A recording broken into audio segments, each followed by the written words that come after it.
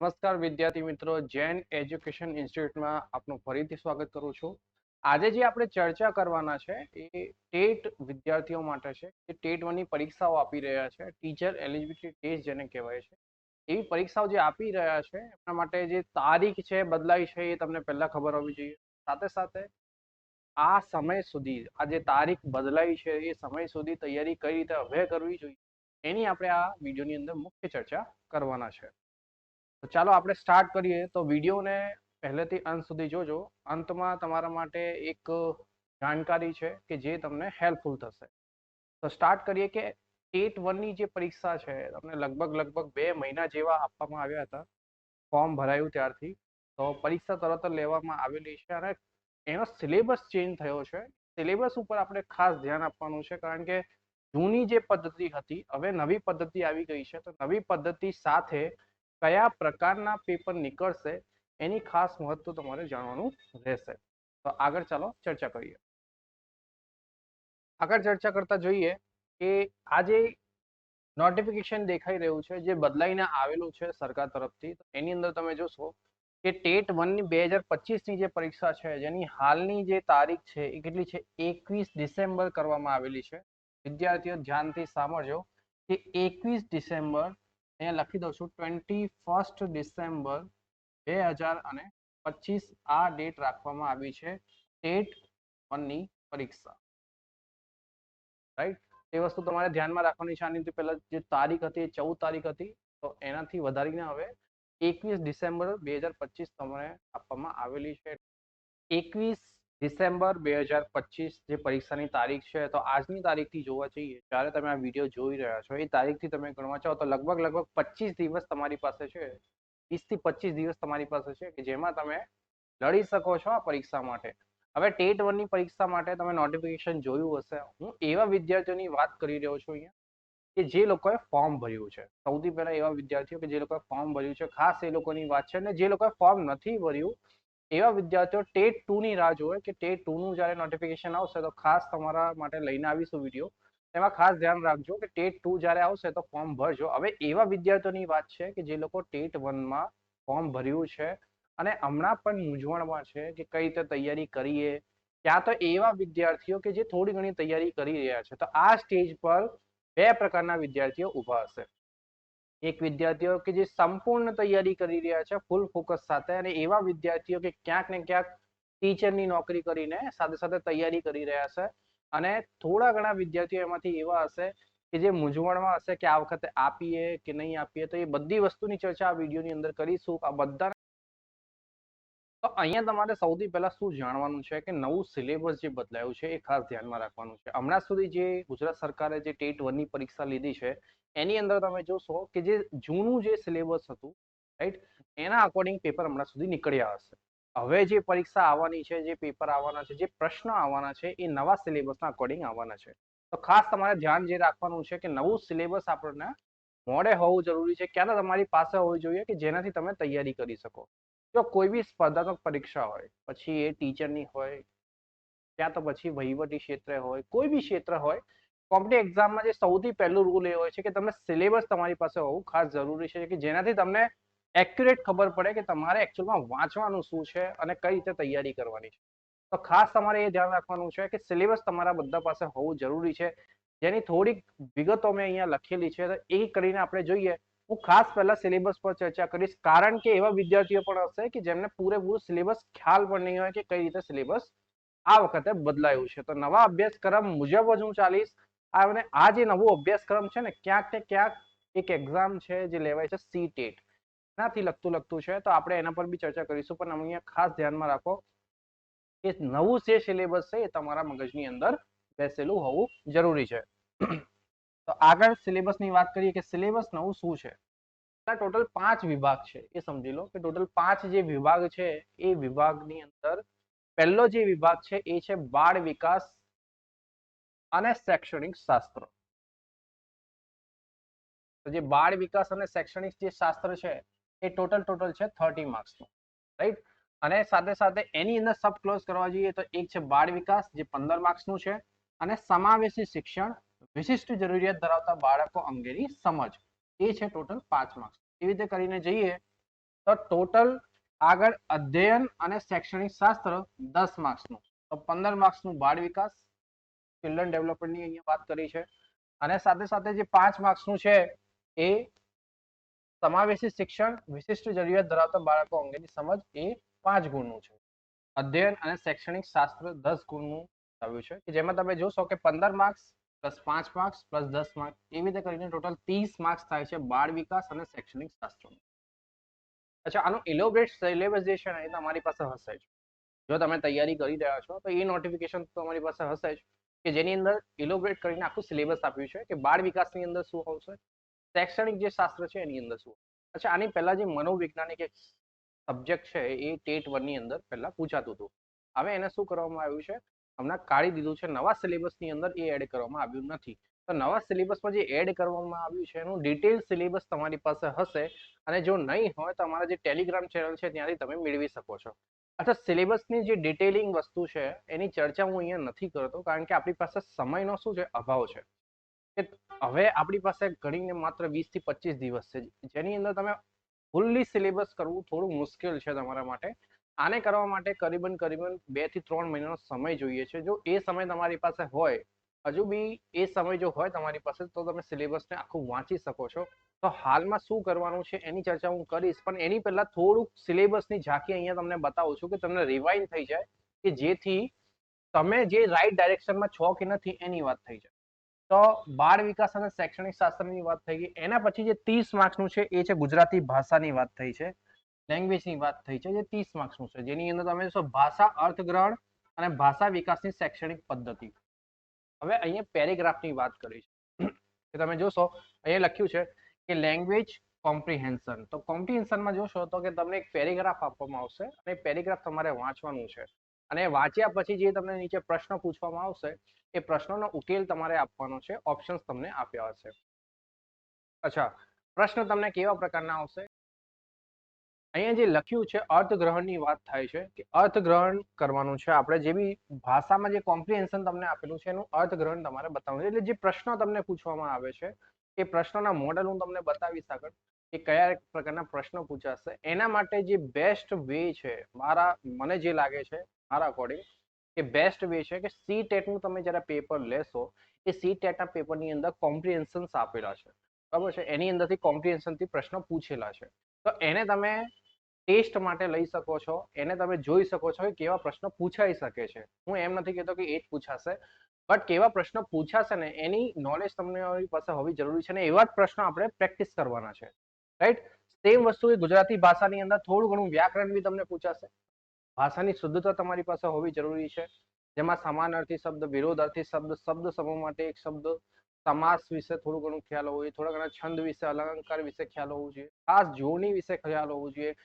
અને એનાથી most important વસ્તુ છે કે જે તમને સેન્ટેન્સ આપેલું છે એમાં જો ભાષા શુદ્ધિ વિશે પણ પૂછી લીધું છે, તો એ પણ તમને ખબર પડવી જોઈએ કે જે લેંગ્વેજ જે યુઝ કરી છે, જે ભાષા યુઝ કરી છે, એ જે વાક્ય છે એ વાક્ય સાચું છે કે ખોટું છે ગુજરાતીની અંદર ખ્યાલ હોવું જરૂરી છે. એટલે ગુજરાતી ભાષા તમને આવડવી ખાસ જરૂરી છે. હવે આ જે સિલેબસ તમને દેખાશે, બાળ વિકાસનો સિલેબસ છે, શૈક્ષણિક જે સિલેબસ છે, ગુજરાતીનો સિલેબસ છે અને ઇંગ્લિશનો સિલેબસ છે. ક્યાંક ને ક્યાંક બીએડ ની અંદર લોકો હોય છે અને ભણી ગયા હોય છે, રાઈટ.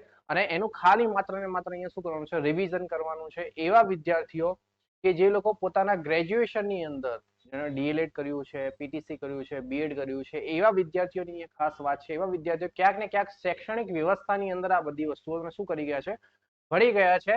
કે શરૂઆતમાં પ્રાથમિક લેવલ પર 1 થી 5 ધોરણની અંદર આપણે બાળકોને કઈ રીતે ટ્રીટ કરવાનો છે, એને આગળ કઈ રીતે વધારવાનો છે, એનો વિકાસ કઈ રીતે કરવાનો છે, શું મૂંઝવણ આવે છે બાળકોને, એમાંથી એ બાળકને કઈ રીતે કાઢવાનું છે, આ બધી જ પ્રક્રિયાઓ શીખવાડવામાં આવે છે એક શિક્ષકને જ્યારે એ ગ્રેજ્યુએશનની અંદર હોય ત્યારે. તો સેમ વસ્તુ અહીંયા ગુજરાતી ભાષાની વાત થઈ ગઈ, સાથે સાથે અંગ્રેજી ભાષાની વાત થઈ ગઈ. કે અંગ્રેજી ભાષા સેમ વસ્તુ કે 30 ગુણમાં તમને પૂછાશે, જેની અંદર એક હશે ભાષાનું અર્થગ્રહણ અને બીજું હશે ભાષા વિકાસની શૈક્ષણિક પદ્ધતિઓ. સેમ જેવું ગુજરાતીની અંદર વ્યાકરણ અને કોમ્પ્રિહેન્શન પૂછાશે, સેમ વસ્તુઓ તમને ઇંગ્લિશની અંદર દેખાશે, કે ઇંગ્લિશમાં પણ તમને કોમ્પ્રિહેન્શન આપ્યું હશે. એ કોમ્પ્રિહેન્શન તમારે વાંચવાનું છે, અને વાંચીને એના પરથી તમારે શું કરવાનું, જવાબોને મેળવવાના છે. એની અંદર તમને ભાષા સુધી સેમ વસ્તુ ગ્રામર પૂછાઈ શકે છે. ગ્રામરની અંદર તમે જોશો તો આર્ટિકલ્સ તમને પૂછાઈ શકે છે, સિનોનિમ્સ તમને પૂછાઈ શકે, એન્ટોનિમ્સ તમને પૂછાઈ શકે છે, બરાબર. તો ફ્રેઝિસ તમને પૂછાઈ શકે છે. તો આ બધા જે છે એ તમને અંગ્રેજી ભાષાની અંદર પૂછાઈ શકે છે. કોમ્પ્રિહેન્શનમાં ખાસ ધ્યાન રાખવાનું છે. તમને ઇંગ્લિશનું ગુજરાતી કરવાનું પણ પૂછાઈ શકે છે. એ વસ્તુઓ તમારે ધ્યાન રાખવાનું છે. એવી જ પ્રેક્ટિસ તમારે શું કરવાની છે આગળ આવનારા આ જે સમય છે, આ જે 20 થી 25 દિવસનો જે સમય છે એમાં તમારે તૈયાર કરવાનું છે. હવે ઘણા બધા પ્રશ્નો એવા હશે વિદ્યાર્થીઓના કે બસ આટલો જ સમય છે અમારી. અચ્છા, જનરલી એવું હોય છે કે આટલો જ સમય છે, એના કરતા આટલો સમય પણ કાફી છે. તો કોઈ પણ વિદ્યાર્થી સરસ રીતે તૈયારી કરી રહ્યો છે, ક્યાં તો એને પોતાનું જે માઇન્ડ સેટઅપ છે એ કોન્ફિડન્સ લેવલ પર લઈ આવ્યો છે. એ કોન્ફિડન્સ છે કે ના હું કરી લઈશ. જો બધાને ક્યાંક ને ક્યાંક આત્મવિશ્વાસની કમી ત્યારે જ હોય છે કે જ્યારે પૂરેપૂરે તૈયાર હોતા નથી, રાઈટ. તો આપણે એ વસ્તુને વિચારવાની છે કે અહીંયા હું પૂરેપૂરો તૈયાર છું અને જો નથી તો પ્રયત્ન કરવાનું છે. તો મારું હંમેશાથી એક જ વસ્તુ કહેવાનું હોય છે કે પ્રયત્ન કરતા રહો. સફળતાનું આપણે ચિંતા નથી કરવાની, પ્રયત્ન તમારે ચાલુ રાખવા પડશે. તો પ્રયત્નમાં સૌથી પહેલી જે વસ્તુ છે એ છે કે સિલેબસ થોડો ઘણો ખ્યાલ હોવો જોઈએ. અને નથી ખ્યાલ તો થોડું ઇલોબરેટ કરીને એને વાંચો. વાંચ્યા પછી જે બી બુક તમારી પાસે છે, જે પણ બુક તમારી પાસે છે એ બુકમાંથી, અને સરકાર આધારિત જો તમે કોઈ પણ બુક લેશો, પહેલા ધોરણથી લઈને બીજા ધોરણ, ત્રીજા ધોરણ, ચોથા ધોરણની જો તમે બુકો વાંચેલી છે અને વાંચી હશે, નાનપણમાં વાંચી હશે, સાથે સાથે જ્યારે શિક્ષક બનવાની તમે તૈયારી કરી રહ્યા હતા ત્યારે વાંચી હશે, કોઈ ગ્રેજ્યુએશન કોર્સમાં તમે વાંચી હશે, આ બધા દરમિયાન તમારે આ બુકો તમે ક્યાંક ને ક્યાંક વાંચેલી છે. એ બુકોને ખાલી માત્ર ને માત્ર હમણાં તમારે આંખોની સામેથી કાઢવાની છે, રિવાઇઝ કરવાનું છે, વાંચવાનું છે, રાઈટ. તો એના પર આગળ બી ચર્ચા કરીશ, પણ પહેલા તમારે અહીંયા શું ધ્યાન રાખવાનું છે કે 3 વિભાગ આપણે જોઈ લીધા છે, જેની અંદર એક છે બાળ વિકાસ અને શૈક્ષણિક શાસ્ત્ર, અને બીજી છે ગુજરાતી ભાષા, અને ત્રીજું છે અંગ્રેજી ભાષા, બરાબર. આનું વેટેજ જોવા જોઈએ તો 90 માર્ક્સનું, બરાબર. અહીંયા 150 માર્ક્સની એક્ઝામ છે, 120 મિનિટ તમને આપવામાં આવશે, અને આ 120 મિનિટની અંદર તમારે 150 માર્ક્સના જે પ્રશ્નો છે કમ્પલસરી ટીક કરવાના છે, બરાબર છે. કોઈ છોડવાનું નથી, અહીંયા કોઈ નેગેટિવ માર્કિંગ નથી. આ સૌથી મોટું એડવાન્ટેજ છે. બાકી જનરલી કોમ્પિટિટિવ એક્ઝામ્સની અંદર નેગેટિવ માર્કિંગ હોય છે, અને એ ક્યાંક ને ક્યાંક કટ ઓફને ક્લિયર ના કરવાનું કારણ પણ બની જાય છે. અહીંયા કોઈ નેગેટિવ માર્કિંગ નથી, એટલે તમે 150 જે પ્રશ્નો છે એને અટેન્ડ કરી શકો છો. પણ અહીંયા વસ્તુ જાણવાની છે કે તમારી પાસે માત્ર ને માત્ર 120 મિનિટ છે, બરાબર છે. હજુ આ 3 વિભાગ થયા છે, હજુ બીજા 2 વિભાગ બાકી છે. તો 2 વિભાગ પર ચર્ચા કરીએ આગળ, કે બીજા કયા 2 વિભાગ છે એ મોસ્ટ ઇમ્પોર્ટન્ટ જે રોલ ભજવવાના છે પરીક્ષાની અંદર, પાસ અને ફેલની અંદર. તો બીજી જે વાત કરીએ એક છે ગણિત, બરાબર. સૌથી જે પ્રિય વિષય હશે બધા વિદ્યાર્થીઓનું, રાઈટ. બધા વિદ્યાર્થીઓનો પ્રિય વિષય હશે એ છે ગણિત. પહેલાથી લઈને 5મા ધોરણનું જે ગણિત છે એની લેંગ્વેજ તમને ખબર પડવી જોઈએ, એવા દાખલાઓ તમને ખબર પડવા જોઈએ કે જે 1 થી 5 ધોરણની અંદર પૂછાય છે. અને બીજું કે 5 થી 10 ધોરણની અંદરની થોડી ઘણી પ્રેક્ટિસ તમારી પાસે હોવી જરૂરી છે, કે જે તમે કરી ગયા હશો, અને નથી કરી હવે તો તમે જે પણ હાલમાં પોઝિશનમાં તૈયારી કરી રહ્યા છો, જે બી બુકથી કરી રહ્યા છો, જે ફેકલ્ટીથી તમે ભણી રહ્યા છો, જે એકેડમીથી તમે ભણી રહ્યા છો, કોઈ પણ જગ્યા, હું એમ નથી કહેતો કે કોઈ એક જગ્યાએ લાગો, મારું કહેવાનું એ છે કે કોઈ બી જગ્યાએથી તમે તૈયારી કરી રહ્યા છો, પણ જો તમે તૈયારી કરી રહ્યા છો તો થોડું કોન્ફિડન્સ બતાવો, થોડું આત્મવિશ્વાસ જગાવો, અને પછી હજુ જોશથી તૈયારીમાં લાગી જાઓ. કારણ 20 થી 25 દિવસ છે. એવા વિદ્યાર્થીઓ કે જે ટીચરમાં હમણાં જોબ પર લાગ્યા છે હાલમાં, એવા વિદ્યાર્થીઓ કે જે લોકો કોઈને કોઈ જગ્યાએ જોબ કરી રહ્યા છે, એવા વિદ્યાર્થીઓને ખાસ સૂચના એ છે કે જો તમે કોઈ જગ્યાએ છો હાલમાં અને તમારે ટેટ 1 પાસ કરવી છે, તો એવી જગ્યાઓને હાલમાં મોકૂફ રાખો. પણ આ જે મોકો છે ટેટ 1 આપવાનો, આ મોકો તમને વારંવાર નહીં મળે, રાઈટ. તો હવે આગળ વધીએ કે ગણિતની વાત કરીએ તો એમાં વિષય વસ્તુની વાત કરીએ અને પદ્ધતિશાસ્ત્રની વાત કરીએ, જે 15-15 ગુણના છે. ઓલમોસ્ટ કહેવા જઈએ કે તમને અહીંયા કોયડાઓ પૂછાશે, અને જે સામાન્ય ગણિત છે, અને કયું ગણિત, જે સામાન્ય ગણિત છે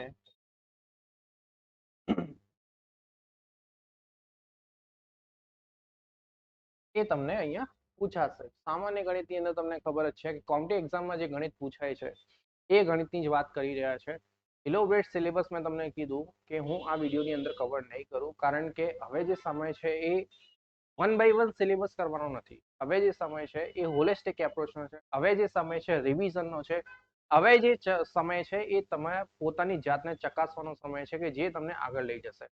તો હમણાં માત્ર ને માત્ર આપણે રિવિઝન પર ફોકસ કરીએ. પહેલી વસ્તુ મોક ટેસ્ટ પર ફોકસ કરીએ. બરાબર છે. ટેસ્ટ વધુ ને વધુ આપો. પેટર્નને જાણવાની કોશિશ કરો. નવું સિલેબસ છે તો બધા માટે નવું સિલેબસ છે. કોઈ તમારા એકલા માટે સિલેબસ નવું નથી. બરાબર. ઘણા બધા વિદ્યાર્થીઓ કહે છે સર નવું સિલેબસ છે, કઈ રીતે કરીએ, કઈ રીતે કરીએ. તો એ બધા માટે જો નવું સિલેબસ છે. બરાબર. જે લોકો આજે તૈયારી ચાલુ કરી રહ્યા છે, કે જે લોકો 5 વર્ષથી તૈયારી કરી રહ્યા છે, કે જે લોકો 5 મહિનાથી તૈયારી કરે, બધા માટે આ શું એક નવું સિલેબસ છે, નવું પેટર્ન છે. તો શું પૂછાશે નથી ખબર કોઈને. કઈ રીતે પૂછાશે નથી ખબર. પણ તમને એક વસ્તુ ખબર છે કે શામાંથી પૂછાશે. તો આપણે પ્રયત્ન એ જ રહેવો જોઈએ કે આપણે જે શામાંથી પૂછાવાનું છે, તો જે સિલેબસ આપેલું છે તમને, એ સિલેબસને વળગીને રહીએ અને એના પર જ પ્રેક્ટિસ કરીએ કે જેનાથી એ સિલેબસ તમને આવડી જાય પહેલી વસ્તુ. અને એનાથી જો તમે પ્રેક્ટિસ કરી રહ્યા છો પ્રશ્નોની તો છેક સુધી તમને એ શું કરશે કામ લાગશે. અને રિવિઝનમાં તમને આ બધી વસ્તુઓ હેલ્પફુલ થાય છે. રાઈટ. સૌથી છેલ્લો જે વિભાગ છે એ છે પર્યાવરણ. બરાબર. પર્યાવરણ, સામાન્ય જ્ઞાન, શિક્ષણના વર્તમાન પ્રભાવો એટલે કરંટ અફેરની અહીંયા વાત કરવામાં આવી છે. તો પર્યાવરણની વાત કરીએ તો 1 થી 5 ધોરણની અંદર 1 થી 5 ધોરણની અંદર જે પર્યાવરણ પૂછાય છે, બરોબર છે, એ પર્યાવરણ અહીંયા કરવાનું છે. પર્યાવરણની અંદર સબ ડિવાઈડ એવું કર્યું છે કે પર્યાવરણ વિષય અને એનું પદ્ધતિશાસ્ત્ર, એની વિષય વસ્તુ અને પદ્ધતિ. અહીંયા વિષય વસ્તુનો મતલબ છે કે જે વિષય તમને આપેલા છે 1 થી 5 ધોરણની અંદર પર્યાવરણના, એમાંથી જ પ્રશ્નો પૂછાય. તે વસ્તુ આ જ કહેવાય છે કે વિષયને લાગીને રહેવું. બરાબર. વિષય વસ્તુ એની જ વાત છે કે જે તમને વિષય આપ્યા છે પર્યાવરણની અંદર ધોરણની 1 થી 5 ની જે ચોપડીઓ છે એની અંદર, એમાંથી પૂછાશે. પદ્ધતિશાસ્ત્રનો મતલબ એવું થાય છે કે પર્યાવરણની પદ્ધતિ શું છે. બરોબર છે. જે હોલિસ્ટિક પર્યાવરણ છે તો એ કઈ કઈ પદ્ધતિ પર ચાલે છે, આપણે એ સિલેબસની અંદર આપેલું છે. વિષય વસ્તુની વાત થશે. પદ્ધતિશાસ્ત્ર 10-10 માર્ક્સનું છે અને 20 માર્ક્સનું ગણવા જઈએ તો હોલિસ્ટિક આખું પર્યાવરણ આજે 20 માર્ક્સનું છે. બરોબર. અને બીજું લઈએ કે શિક્ષણના વર્તમાન પ્રવાહ, કરંટ અફેરની વાત કરીએ તો ટોટલ 5 માર્ક્સનું કરંટ અફેર છે. અને બીજું સામાન્ય જ્ઞાનની વાત કરીએ તો 5 માર્ક્સનું શું છે સામાન્ય જ્ઞાન, જનરલ નોલેજ. બરોબર છે. તો આની અંદર એવું થઈ શકે છે કે સામાન્ય જ્ઞાન થોડું 5 માર્ક્સ કરતા વધીને 10 માર્ક્સનું પણ થઈ શકે છે, 6 માર્ક્સનું, 7 માર્ક્સનું પણ થઈ શકે છે. એટલે એક્યુરેટ એવું નથી કે 5 માર્ક્સનું જ. તો જે વાઇલ્ડ સબ્જેક્ટ છે, જે બહોળો જે સબ્જેક્ટ છે, તો એમાંથી કોઈ પણ જગ્યાએથી તમને પ્રશ્ન પૂછાઈ શકે છે. અને કેટલા પૂછાશે એ નંબર હમણાં પણ હાજર નથી, પણ હા એવું કીધું છે કે 5 માર્ક્સનું પૂછાશે. તો આપણે વળગીને નથી રહેવું કોઈ પણ વસ્તુને કે આ 5 માર્ક્સનું પૂછાશે કે આ 10 માર્ક્સનું પૂછાશે. આપણે પ્રયત્ન એ કરવાનું છે કે જે સિલેબસ તમને આપ્યો છે, જે ઇલોબરેટ સિલેબસ તમને આપ્યો છે, ડિટેલમાં સિલેબસ જે આપ્યો છે, 1 બાય 1 એની તૈયારી કરો પહેલી વસ્તુ. અને હાલના જે દિવસોની અંદર જો તમારી તૈયારી થઈ ગઈ છે, એવા વિદ્યાર્થીઓ કે જે તૈયારી થઈ ગઈ છે એ માત્ર ને માત્ર રિવિઝન ઉપર ધ્યાન આપે. સવારથી લઈને સાંજ સુધી, રાત સુધી તમારે રિવાઇઝ અને રિવાઇઝ જ કરવાનું છે. જેટલું વધારે રિવાઇઝ કરશો એટલું પરીક્ષાની પાસે પહોંચશો. અને જેટલું પરીક્ષાની પાસે પહોંચશો એટલું જ પરીક્ષાને પાસ કરવાની પાસે પહોંચશો. રાઈટ. તો આગળ વાત કરીએ. સિલેબસ તમને ખબર પડી ગયો છે. તો ટોટલ 5 વિભાગ છે. ટોટલ વિભાગની જે વાત કરી રહ્યા છે તો ટોટલ વિભાગ આપણી પાસે છે 5. તો આ 5 વિભાગોમાંથી તમને પ્રશ્ન આવવાના છે. રાઈટ. આ જે 5 વિભાગ છે જેમાં તમે જોશો ક્યાંક ને ક્યાંક જે ગણિત વિભાગ છે, ગુજરાતી, અંગ્રેજી આ વિભાગ છે, અને પર્યાવરણ આ એવા જનરલ વિભાગ છે કે જે તમે ક્યાંક ને ક્યાંક તૈયારી કરી છે. બરોબર છે. આ 25 જે દિવસ છે તમારી પાસે, જે 20 થી 25 દિવસ છે, એની વાત કરી રહ્યો છું કે તમારે શું કરવાનું છે.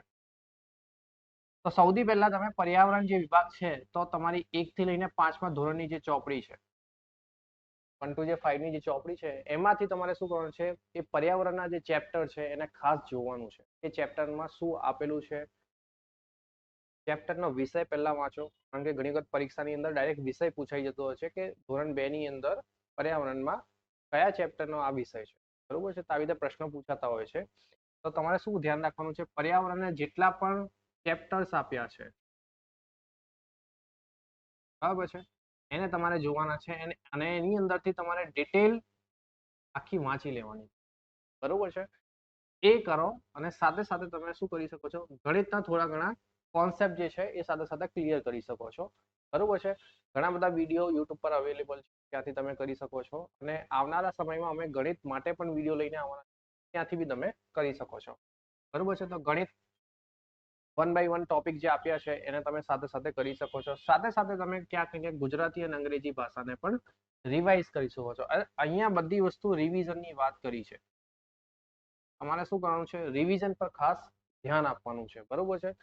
તો ગુજરાતી, અંગ્રેજી, ગણિત અને પર્યાવરણ આટલું પહેલા કરો. પછી છે સામાન્ય જ્ઞાન.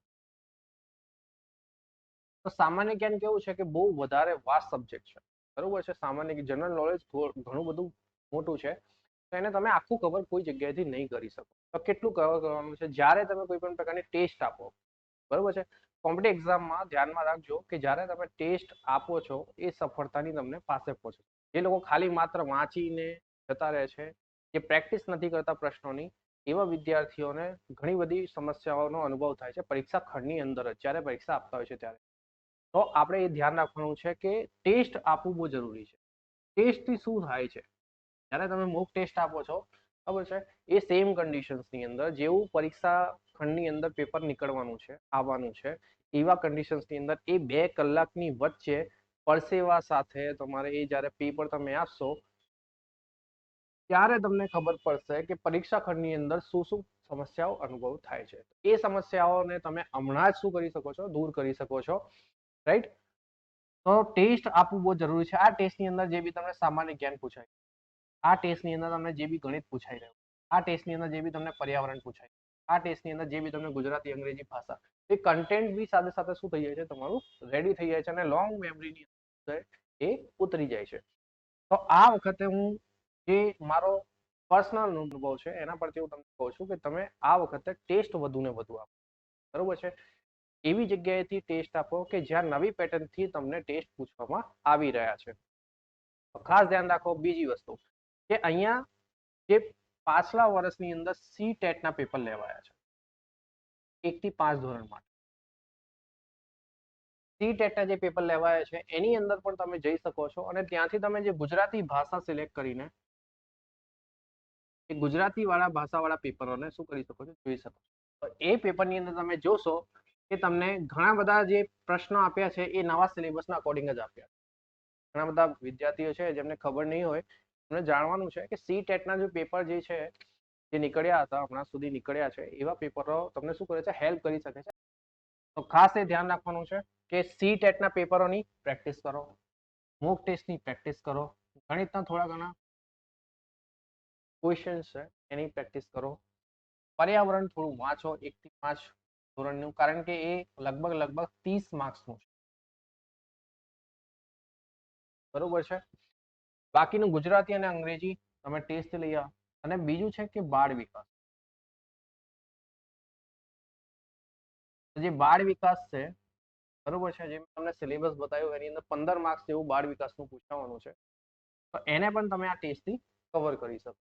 એટલે લગભગ મારું માનવું એવું છે તમે ટેસ્ટ પર સૌથી વધારે હવે ફોકસ આપો. ટેસ્ટની અંદર કોઈ ભૂલો થઈ રહી છે, આપતા આપતા કોઈ વસ્તુ યાદ નથી આવી રહી, તો ટેસ્ટ આપો, પછી ભૂલો ચકાસો, સોલ્યુશન કરી લો. તો એટલે એટલીસ્ટ સમજો કે કોઈ એક ટેસ્ટ છે જેની અંદર 150 માર્ક્સનું તમને પેપર પૂછવામાં છે. તો આ 150 માર્ક્સનું જે પેપર છે, જે પ્રશ્નો છે, તો 150 માર્ક્સ જે પ્રશ્નો છે એ તો તમને આવડી જશે, બરોબર છે. 150 ક્વેશ્ચન તમે સોલ્વ કરશો, બરાબર. એવા માની લો તમે 10 ટેસ્ટ આપો, તમારા લગભગ 1500 ક્વેશ્ચન્સ શું થઈ જશે, તમારી આંખોની સામેથી નીકળી જશે. અને એવા જ ક્વેશ્ચનો જો પરીક્ષામાં પૂછાઈ ગયા, બરોબર છે, ક્યાં તો એમાંથી જ કોઈ ક્વેશ્ચન પરીક્ષામાં પૂછાઈ ગયો, એ તમારા માટે શું થઈ જશે, એડવાન્ટેજ થઈ. બીજું કે પ્રેક્ટિસ થઈ જશે તમને કે કઈ રીતે પેપર સોલ્વ કરવાનું છે. મારો જે આખો જે સમય છે 120 મિનિટનું, એ મારે કઈ રીતે કરવાનું છે. જેમ કે ઘણા બધા લોકો શું કરે છે, પહેલા 150 પ્રશ્નોને જોવા જાય છે, જોઈ લઈએ, બરાબર, અને જોયા પછી ટીક કરી લે છે કે આ મને આવડે છે, આ મને નથી આવડતું, અને પછી શું કરે છે, રાઉન્ડ કરવાનું પહેલાથી રાખતા નથી.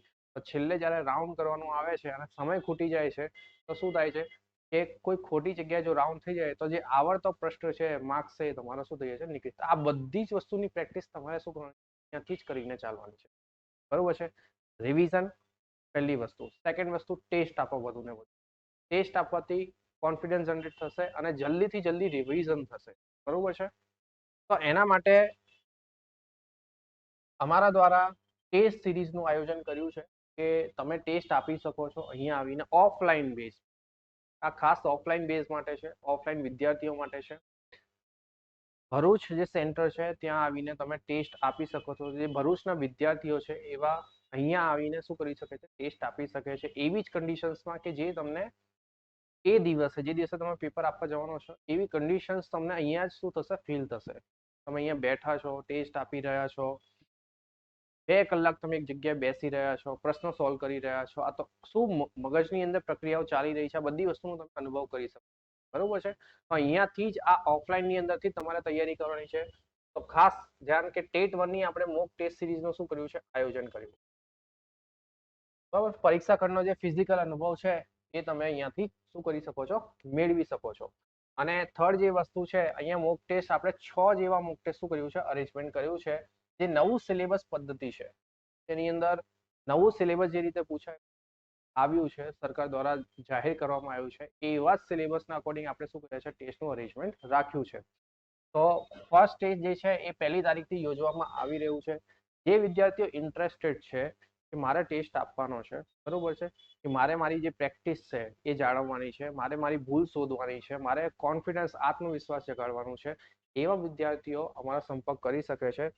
જે 8714 715 આ નંબર છે, ત્યાં તમે પહેલા રજીસ્ટ્રેશન કરાવવું ખાસ જરૂરી છે.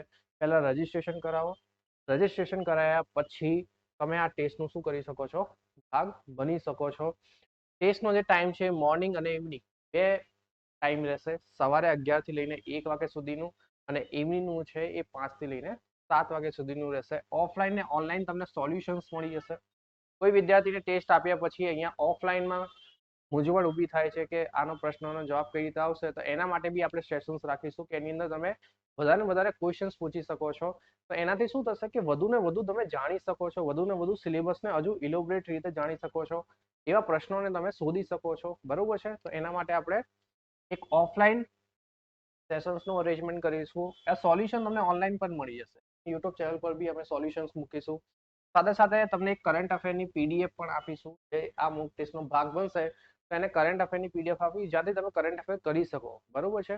તો જે તમારા 2 થી 3 માર્ક્સ જે કરંટ અફેરથી જોડાયેલા છે, બરાબર, અહીંયા કહી નથી શકતા કેટલા માર્ક્સનું કરંટ અફેર આવશે, બટ આ બધાની અંદર જે બાળ વિકાસ છે, શૈક્ષણિક બાબત છે, સામાન્ય જ્ઞાન છે, પર્યાવરણ છે, આની અંદર કરંટ અફેર ઉમેરી શકે છે આ લોકો. બરોબર છે. તો કરંટ અફેરનો બી અહીંયા રોલ શું રહેશે કે જે 1 થી 2 માર્ક્સમાં આપણે રહી જઈએ. બરોબર છે. ઘણા બધા વિદ્યાર્થીઓ શું છે 1 થી 2 માર્ક્સમાં રહી જતા હોય છે. એવા વિદ્યાર્થીઓ ખાસ ધ્યાનથી રાખવાનું છે. આપણે બધું જ જે સિલેબસની અંદર આપ્યું છે એને તૈયાર કરવાનું છે. તો કરંટ અફેરની અહીંયાથી તમને પીડીએફ મળી જશે. મેન્ટરશિપ તમને મળી જશે. ટેટ 1 તો ખરું, સાથે સાથે ટેટ 2 જે આવવાની છે એની પણ મેન્ટરશિપ મળી જશે. બીજી ઘણી બધી એક્ઝામ્સ જે આવશે કે જે આવનારી છે બધાની તમને અહીંયાથી માહિતી મળશે. તો તમે સેન્ટરની જરૂરથી મુલાકાત લો. જૈન એજ્યુકેશન ઇન્સ્ટિટ્યૂટ ભરૂચની અંદર અમારું સેન્ટર છે. સેન્ટરનું જે સરનામું છે એ છે 3rd floor Aditya complex, કસક circle પાસે, ભરૂચ. બરોબર છે. તો આ હતું અમારા તરફથી ટેટ 1 વિદ્યાર્થીઓ માટે કે જે લોકો તૈયારી કરી રહ્યા છે. એમને કંઈ પણ મૂંઝવણ હોય તો અહીંયા કોલ કરી શકે છે 8714 715 નંબર ઉપર, ઓફલાઈન મુલાકાત લઈ શકે છે. તો આગળ મળીશું નવા વિડીયો સાથે, નવી ઇન્ફોર્મેશન.